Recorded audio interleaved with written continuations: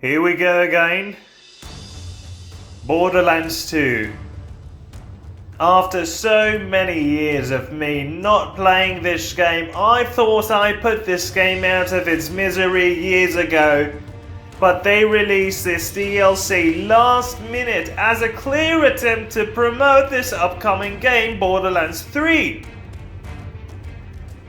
Now, I'm just completely oblivious as to why they would just completely sell out and put out this DLC so late into this cycle. I mean, is this a world record for a game that is not an MMO to have a DLC come out so much later?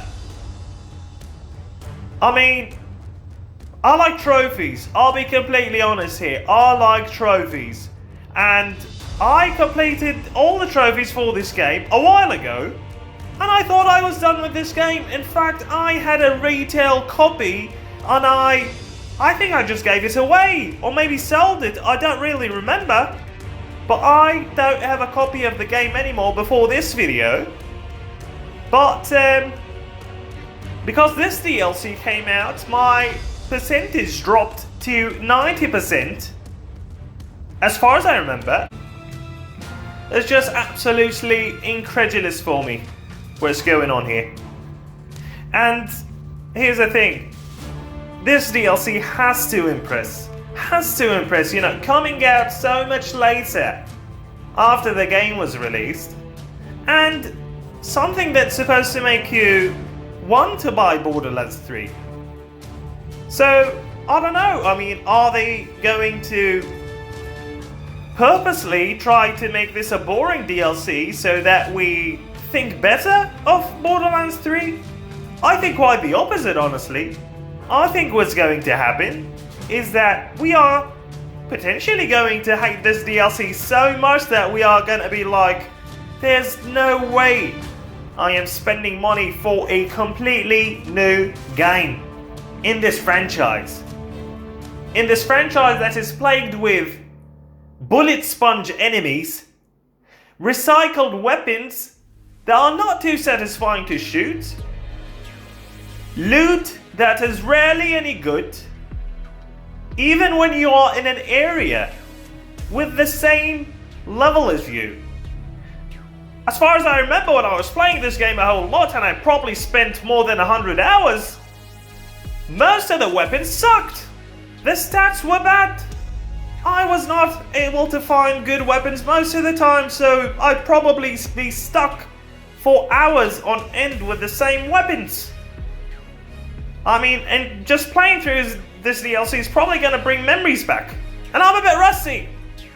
I don't know if you've been able to notice so far from the gameplay, but I just came from Far Cry 3. A game which, for me, in a whole franchise that is pretty much in another league compared to Borderlands. But I don't want to talk about Far Cry this video. I just want to say I'm still adapting, and I'm not really too interested in becoming a elite pro at this game at this point. I just want to clear this DLC and move on to a more worthwhile games like Dark Souls or anything similar. But going back to the things I dislike about this game, I mentioned the loot, I mentioned the shooting, the weapons, also the cliche dialogue. I mean, just trying to be funny with every single line gets old so quickly. And the mind-boggling thing is that people actually play Borderlands 1 and then bought this game. And I think Borderlands 1 was plagued with a lot of DLCs, right? And they play this game, and now they are looking forward to Borderlands 3. Now, I'll be completely honest here. If you enjoy playing these games, why should I complain, right? Hey, if you have fun, you have fun. But are you really being a critical thinker playing these games? What else besides the dialogue? What else besides the... I don't know, I mean, I guess the art style is kind of fun. It's unique. I'd say the environments are quite diverse. But really, this is more of a visual thing. I'm here to play video games. I'm not here to watch a movie, for example. that's pretty much, you know, my overall complaint about this game is divided into those things that I talked about. Now, this character that I got stuck with pretty much since I first started the game, I mean, I don't know what's so unique about this character besides the fact that I can pretty much just throw this turret every now and then, and you can have upgrades such as make the turret kind of have a bit of a blast radius when you first throw it. There's another upgrade which is like throwing 2 turrets at the same time.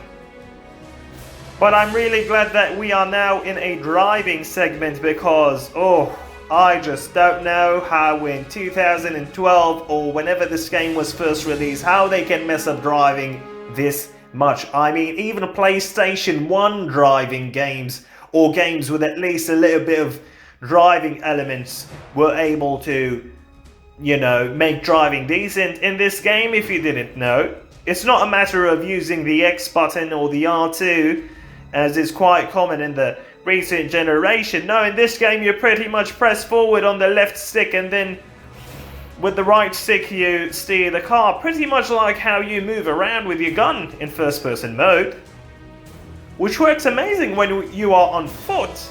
However, if you are driving, it's just absolutely nonsense.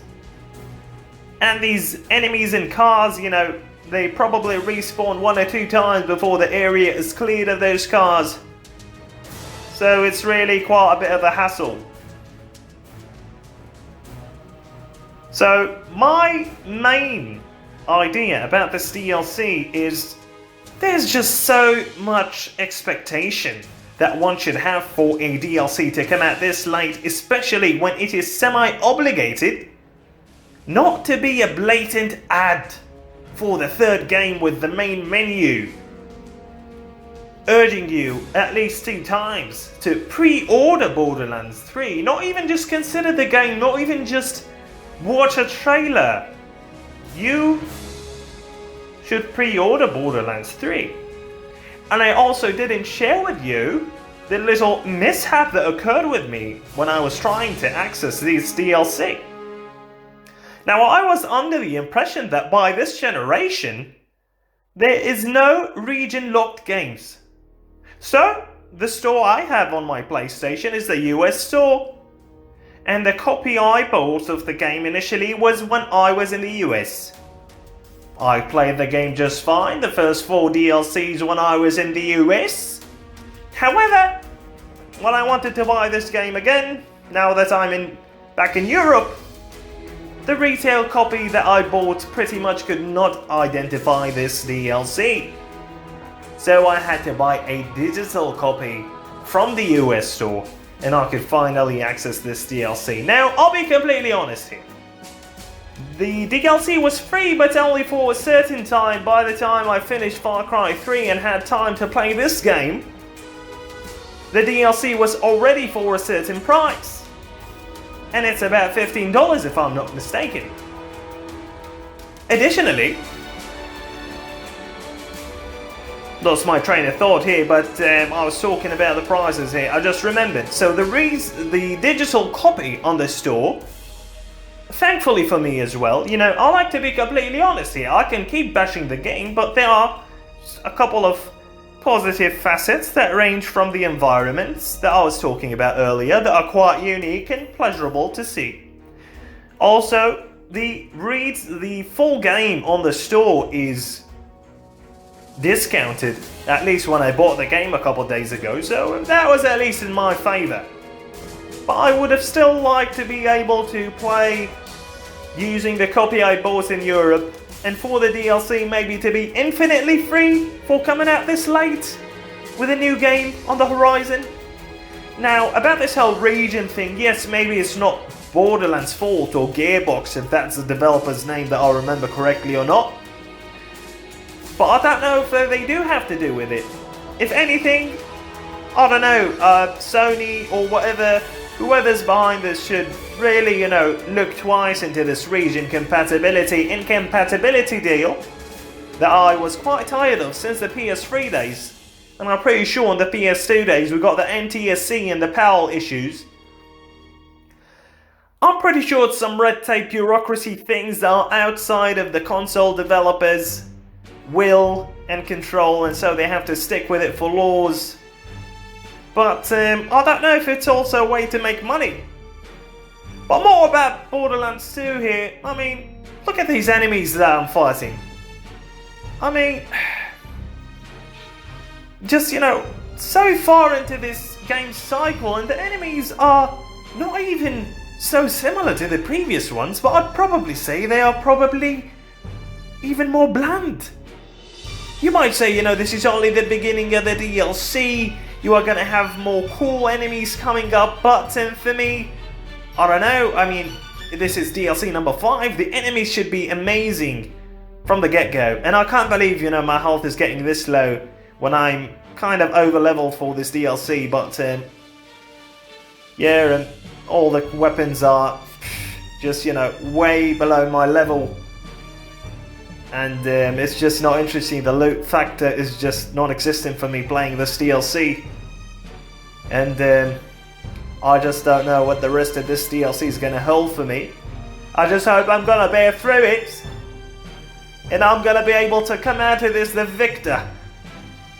But this session is over for me. This is the most I can probably play this game in one session, I don't know. So, probably going to end it here. And who knows if I'll make another installment in this Borderlands 2 5th DLC is Bad series.